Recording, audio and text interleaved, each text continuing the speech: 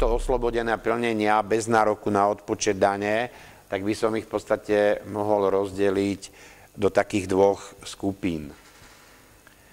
Že od dane sú oslobodené také tie činnosti, ktoré sú uvedené v zákone, ale iba v prípade, ak ich vykonáva oprávnená osoba. V prípade, že ich vykonáva v úvodzovkách neoprávnená osoba, tak tie činnosti oslobodené od dane nie sú.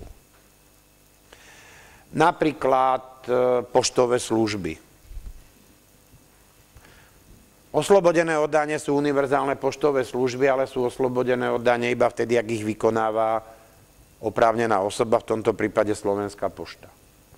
Keď tie isté činnosti bude vykonávať niekto iný, tak u nej oslobodené nie sú. To je tá prvá skupina. A do tej druhej skupiny platia činnosti alebo zdaniteľné obchody, ktoré sú oslobodené od dane bez ohľadu na to, kto ich vykonáva. Skrátka, zákon hovorí, táto činnosť je od dane oslobodená a nehovorí o tom, že len keď ju poskytuje oprávnená osoba. Napríklad poisťovacie služby. Poisťovacie služby sú oslobodené od dane bez ohľadu na to, kto ich vykonáva.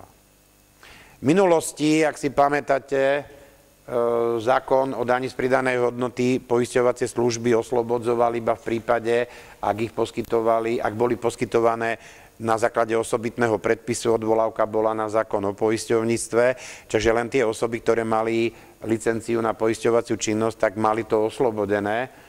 No a ak si pamätáte pri leasingoch, keď leasingová spoločnosť samostatne prefakturovávala poistné, lebo ona ten predmet poistila ako súčasť celého svojho majetku, no tak musela na to poistné uplatniť tú DPH-čku. Čiže vtedy sa samostatne aj uvádzala, pretože on v podstate vo vašom mene, vo vlastnom mene na váš účet obstarával to poistenie, no ale u ňoho to oslobodená činnosť nebola. Dneska je to oslobodená. U každého, kto to vykonáva, takže ako tam nie je problém. Takže rozdeľujeme do týchto dvoch veľkých